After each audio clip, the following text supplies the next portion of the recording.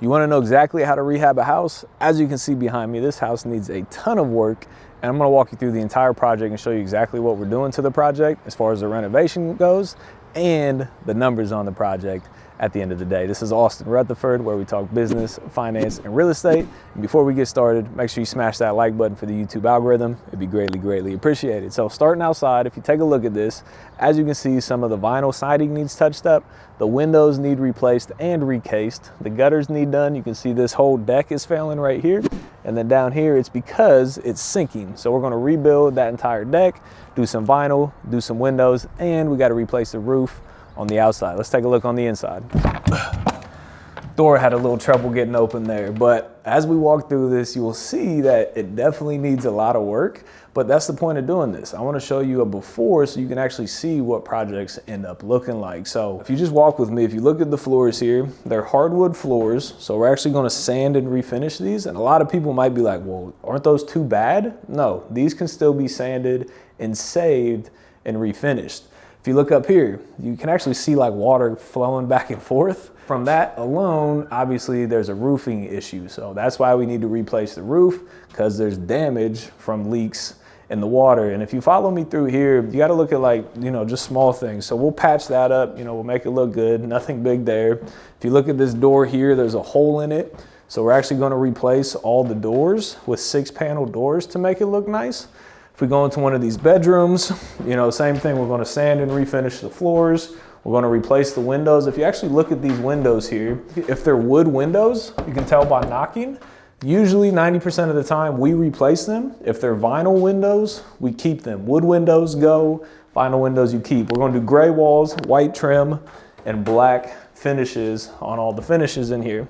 And if you actually take a look in here, it's not that bad, but the shower surround in the bathroom, we're going to end up replacing with white tile surrounds. We're probably going to replace that bathtub, replace the vanity, and just make the bathroom look good at the end of the day. In here, we got some carpet, so we'll rip the carpet up and then we'll sand and refinish the floors. So a lot of times when you're walking through a house, you don't know if it has carpet or if it has hardwood. Something that you can tell is you can look in the closets.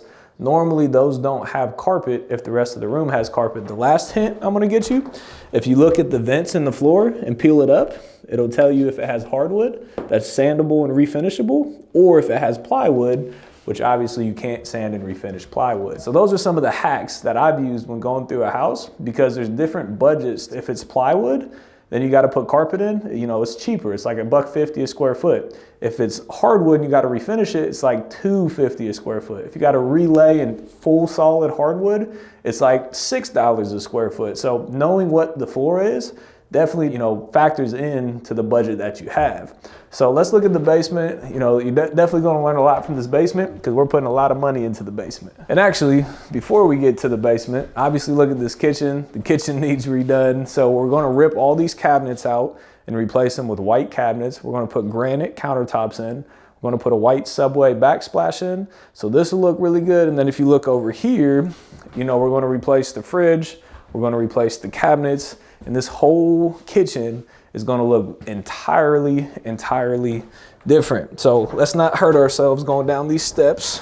I don't know if you can see that in the video, but you see how this wall is bowing out?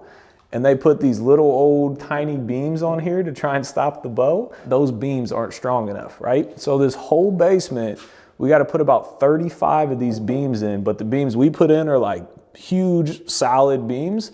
You dig them into the ground, you jack them into the floor joists, and you stop the wall from bowing in any further. So if you follow me around, if you actually look, the whole wall is cracked. There's leaks in the plumbing. We got to dig down into the ground. It's called an L. Replace from here to where it connects down low, because there's obviously a problem right there. So we're going to have to fix the plumbing. I got some cobwebs on me all the way around. Like I said, we got all the walls we got to replace. You can see the cracks in these walls here.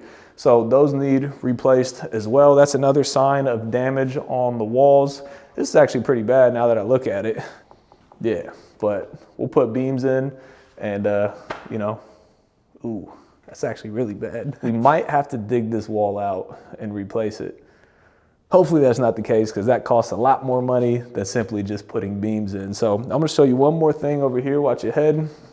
If you look at this panel, It's a small 100-amp panel, but if you look at the top, it's got the colored wires coming out of it. It's called Romex. That means that normally the electric in the house is updated. It's not always like that. It just normally means that. So let's take a look over here at the furnace. Furnace isn't that old. We're going to keep the furnace. These line sets go out to air conditioning units. So if they have these line sets, that means it has an air conditioning unit. You know, we're going to make this basement look a whole lot better. So if you look in the backyard here, again, nothing spectacular by any means. We're probably going to re-pour this concrete, again, to stop all the water from going into the foundation of the house.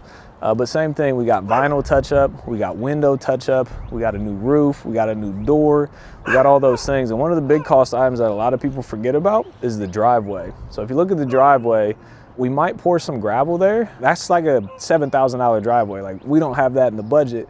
So if we do gravel, then we're gonna be okay. But a lot of people miss driveways, and sometimes there's like big holes, and then at that point you have to replace it, and a $7,000 budget can blow your budget very, very quickly. And like you saw, there's obviously some foundation issues. Another sign of that is porches like breaking down in on themselves. That usually means that there's a foundation issue. And as you saw in the basement, there was a foundation issue. So a lot of times you can walk around the outside of the house and look at the foundation, and if it's bowing in, normally that means there's a problem in the basement. A lot of people get scared of these types of houses because it has foundation problems. The beautiful thing though is that everything can be fixed. There's just a cost associated with it being fixed. This house would cost less than $30,000 to fix if it didn't have foundation problems. But now that we know it has foundation problems, that's why our budget is over $50,000 to renovate this property. So when you go into deals, don't be deterred from things that may need work, like termites, like foundation issues, like structural issues, like roofing issues, like mold issues, any of those things, because all of those things can be fixed as long as you have it in the budget. I learned that the hard way the very, very first time I ever flipped a house. We put $25,000 into the foundation, and I was more scared than you could believe because I thought foundation was like the end of the world.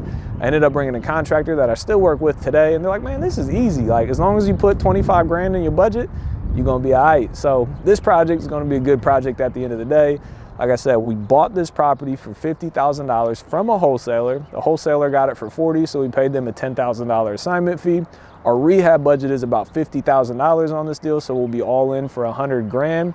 The ARV on this, the after repaired value once it's fully renovated, will be about $140,000 to $145,000. So when we go to a bank and refinance this, they'll give us about $110,000 back at closing. So we'll be able to pay off our $100,000 purchase and rehab loan plus interest plus closing costs. So we'll own this property for $0 out of our own pocket. We're going to borrow money to fund it. We're going to refinance, pay the first lender off, the private money lender off, and then own the property with a permanent mortgage in place. And we'll rent this bad boy for about $1,100 a month.